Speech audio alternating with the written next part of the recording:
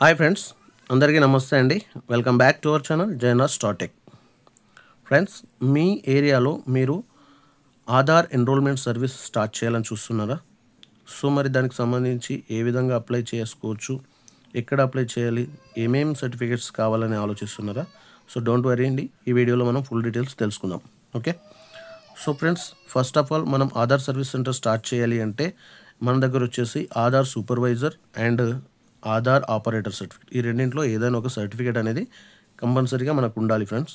Next వచ్చేసి IIBF certificate ఉండాలి, BC పాయింట్కి సంబంధించి ఏదైనా ఒక బ్యాంక్ నుంచి బీసీ పాయింట్ అనేది ఉండాలి. సో ఆ బీసీ పాయింట్ రావాలి అంటే మన దగ్గర ఐఐబిఎఫ్ సర్టిఫికేట్ అనేది కంపల్సరీగా ఉండాలన్నమాట. సో ఈ వీడియోలో ఏంటంటే ఐఐబిఎఫ్ సర్టిఫికేట్ లేకున్నప్పటికీ మనకు ఒక బ్యాంక్ అయితే బీసీ పాయింట్ని ప్రొవైడ్ చేస్తుంది. సో ఆ బ్యాంక్ ఏంటి, ఆ బ్యాంకుకి సంబంధించి బీసీ పాయింట్ ఏ విధంగా అప్లై చేయాలి అనేది వీడియోలో చూద్దాం.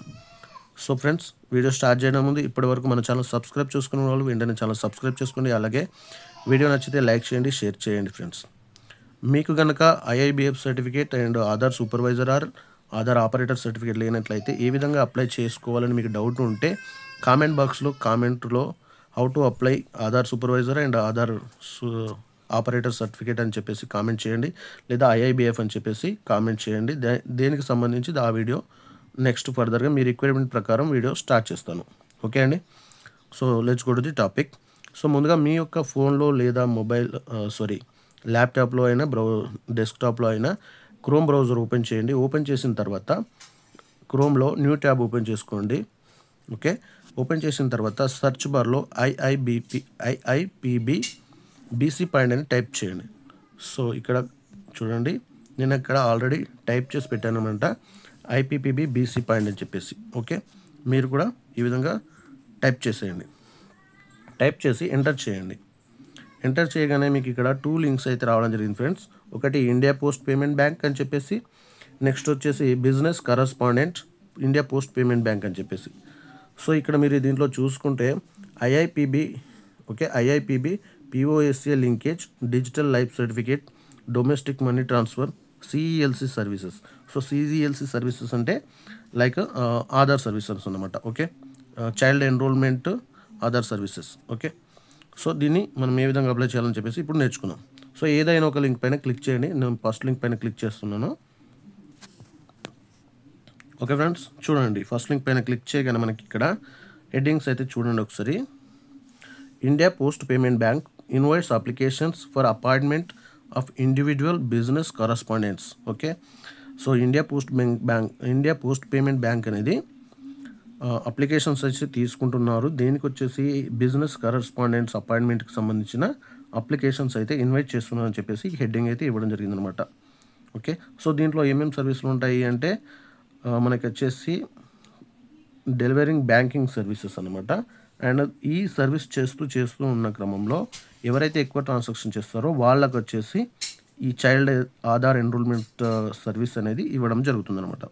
ఓకే, సో మరి దీనికి ఎవరెవరు అప్లికేషన్స్ చేసుకోవచ్చు అని చూసుకున్నట్లయితే ఇక్కడ చూడండి, రిటైర్డ్ బ్యాంక్ ఎంప్లాయీస్ చేయొచ్చు, రిటైర్డ్ టీచర్స్ చేయొచ్చు, అలాగే రిటైర్డ్ గవర్నమెంట్ ఎంప్లాయీస్ చేయొచ్చు, అండ్ ఎక్స్ సర్వీస్ మెన్స్, సర్వీస్లో ఎక్స్ అయిన వాళ్ళు కూడా చేయొచ్చు అనమాట, మాజీ సర్వీసెస్ మెన్స్. ఓకే, నెక్స్ట్ వచ్చేసి public call office operators PCOS కూడా దీనికి అప్లై చేసుకోవచ్చు. And individual kirana shop owners, medical shop owners and fair price shop వాళ్ళు కూడా ఇది అప్లై చేసుకోవచ్చు. నెక్స్ట్ వచ్చేసి స్మాల్ సేవింగ్ స్కీమ్స్కి సంబంధించి ఏజెంట్స్ ఉంటారు కదా, గవర్నమెంట్ స్కీమ్స్కి సంబంధించి ఆ ఏజెంట్స్ కూడా దీనికి అప్లై చేసుకోవచ్చు. అదేవిధంగా ఇన్సూరెన్స్ కంపెనీకి సంబంధించిన ఏజెంట్స్ కూడా అప్లై చేసుకోవచ్చు అనమాట. నెక్స్ట్ వచ్చేసి petrol pump operators owners, next common service centres మనలాగా విఎల్ఈస్ కూడా అప్లై చేసుకోవచ్చు. Next individual running browsing centres, ఎవరైతే ఈ యొక్క ఆన్లైన్ సర్వీస్ సెంటర్స్ రన్ చేస్తారో వాళ్ళు కూడా అప్లై చేసేసుకోవచ్చు. Okay friends, and self help group వాళ్ళు కూడా అప్లై చేసుకోవచ్చు అనమాట. సో మహిళా సంఘం సెంటర్ కదా, వాళ్ళు కూడా ఇది అప్లై చేసుకోవచ్చు అనమాట. ఓకే, సో ఏ విధంగా అప్లై చేయాలని చూసుకున్నట్లయితే మీరు ఇక్కడ చూడండి, కొంచెం స్క్రోల్ డౌన్ చేయగానే ఇక్కడ మీకు click here to download application form అని రావడం జరిగింది. సో ఈ లింక్ పైన క్లిక్ చేయండి. ఈ లింక్ అనేది నేను డైరెక్ట్ మనకు వీడియో డిస్క్రిప్షన్లో ప్రొవైడ్ చేస్తాను, మీరు అక్కడ నుంచి కూడా డౌన్లోడ్ చేసుకోవచ్చు. ఈ లింక్ పైన క్లిక్ చేయగానే, సో నేను ఆల్రెడీ డౌన్లోడ్ చేశాను, మళ్ళీ డౌన్లోడ్ అగైన్ అని చెప్పేసి రావడం జరిగింది. సో మళ్ళీ డౌన్లోడ్ చేద్దాం. సో డౌన్లోడ్ అయిపోయింది, ఓపెన్ చేస్తున్నాను. చూడండి ఫ్రెండ్స్, ఇది అప్లికేషన్ ఫామ్ అనమాట. మీరు ఈ విధంగా డౌన్లోడ్ చేసుకొని ప్రింట్ తీసుకున్న తర్వాత ఇక్కడ ఫస్ట్లో అయితే మీ యొక్క ఫోటో అయితే స్టిక్ చేయండి. పాస్పోర్ట్ సైజ్ ఫోటో స్టిక్ చేసేయండి. ఓకే, అండ్ దానిపైన మీ యొక్క సైన్ అనేది క్రాస్లు ఈ విధంగా చేసేయండి అనమాట. ఓకే ఓకే ఫ్రెండ్స్, ఈ విధంగా ఫోటో స్టిక్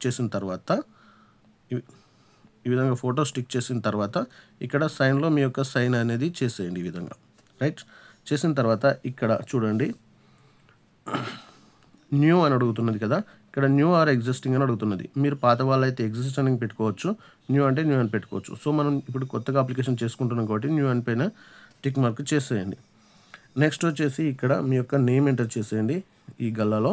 నెక్స్ట్ ఇక్కడ మీ యొక్క కాంటాక్ట్ నెంబర్ ఎంటర్ చేసేయండి. ఈ లైన్స్లో మీ యొక్క అడ్రస్ డీటెయిల్స్ అన్నీ కూడా ఫిల్అప్ చేసేయండి. నెక్స్ట్ మీకు ఏదైనా ఆల్టర్నేట్ నెంబర్ ఉంటే ఆల్టర్నేట్ నెంబర్ ఇచ్చేసేయండి.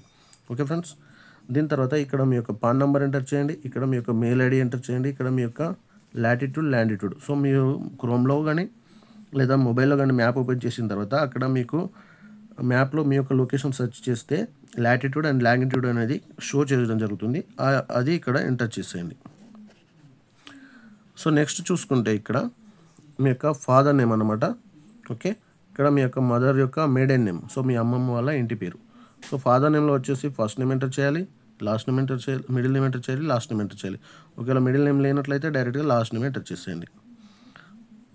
ఓకే ఫ్రెండ్స్, నెక్స్ట్ వచ్చేసి డేట్ ఆఫ్ బర్త్. మీ యొక్క date of birth as per ఫార్మాట్లో ఎంటర్ చేయండి. ఇక్కడ డేట్ ఎంటర్ చేయండి, ఇక్కడ మంత్, ఇక్కడ ఇయర్ అనమాట. ఓకే, నెక్స్ట్ జెండర్ సెలెక్ట్ చేసుకోండి, మేల్ ఆర్ ఫీమేల్ అని చెప్పేసి. ఓకే, నెక్స్ట్ నేషనాలిటీ వచ్చేసి ఇండియా అని టైప్ చేసేయండి. ప్రూఫ్ ఆఫ్ ఐడెంటిటీలో పాస్పోర్ట్ అడుగుతుంది, డ్రైవింగ్ లైసెన్స్ అడుగుతుంది, ఎలక్షన్ కమిషన్ ఓటర్ ఐడి అడుగుతుంది, income tax pan card, Aadhaar card and NREGA job card అనమాట. సో దీంట్లో ఏది ప్రొవైడ్ చేసినా పర్వాలేదు అనమాట. మీరు ఏదైతే ఇస్తారో దానిపైన టిక్ మార్క్ చేసేయండి. రైట్, నెక్స్ట్ ప్రూఫ్ ఆఫ్ అడ్రస్లో కూడా ఈ సేమ్ అడుగుతుంది అనమాట. దీంట్లో కూడా మీరు ఏదైతే ప్రొవైడ్ చేస్తారో దాన్ని టిక్ మార్క్ చేసేసేయండి. ఓకే ఫ్రెండ్స్, నెక్స్ట్ వచ్చేసిన తర్వాత ఇక్కడ మీ యొక్క బ్యాంక్ డీటెయిల్స్ ఎంటర్ చేయాలి. సో ప్రీవియస్గా మీకు ఏ బ్యాంక్ ఉంది దానికి సంబంధించిన అకౌంట్ డీటెయిల్స్ అనమాట. సో బ్రాంచ్ నేమ్ ఇక్కడ ఎంటర్ చేసేయండి. తర్వాత ఇక్కడ ఐఎఫ్ఎస్సి కోడ్ ఎంటర్ చేసేయండి. నెక్స్ట్ వచ్చేసి ఇక్కడ అకౌంట్లో యాజ్ పర్ పాస్బుక్ రికార్డ్ ప్రకారం మీ యొక్క పేరు ఏ విధంగా ఉందో ఆ పేరు ఇక్కడ ఎంటర్ చేసేయండి. Next account type saving account current account అనేది ఇక్కడ సెలెక్ట్ చేసేసుకోండి. నెక్స్ట్ మీ అకౌంట్ నెంబర్ అనేది ఇక్కడ టోటల్గా ఫిల్ చేసేయండి. ఓకే, నెక్స్ట్ వచ్చేసి ఇక్కడ బిజినెస్ కరస్పాండెంట్ డిక్లరేషన్ అని చెప్పేసి ఇవ్వడం జరిగింది. సో ఇక్కడ డేట్ సెలెక్ట్ చేసుకోండి. మీరు ఏదైతే ఏ రోజైతే ఈ యొక్క ఫామ్ అనేది పోస్ట్ ఆఫీస్ పేమెంట్ బ్యాంక్లో సబ్మిట్ చేస్తారో అక్కడ ఆ డేట్ ఎంటర్ చేసేయండి. మీ యొక్క ప్లేస్, మీ విలేజ్ నేమ్ ఇక్కడ ఎంటర్ చేసేయండి. నెక్స్ట్ ఇక్కడ మీ యొక్క సిగ్నేచర్ అండ్ స్టాంప్ ఎంటర్ చేసేయండి. Okay,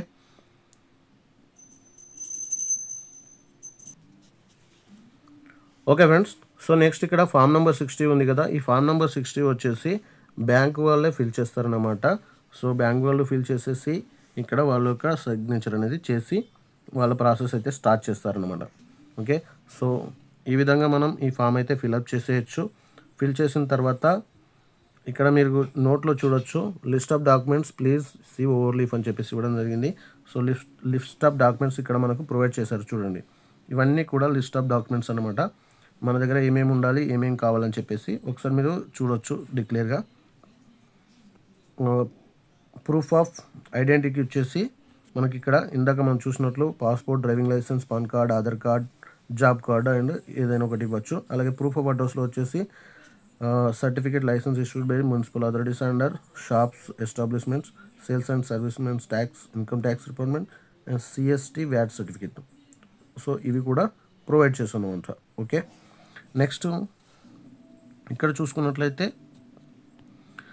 certificate registration document issued by sales tax, service tax, licence issued by registering.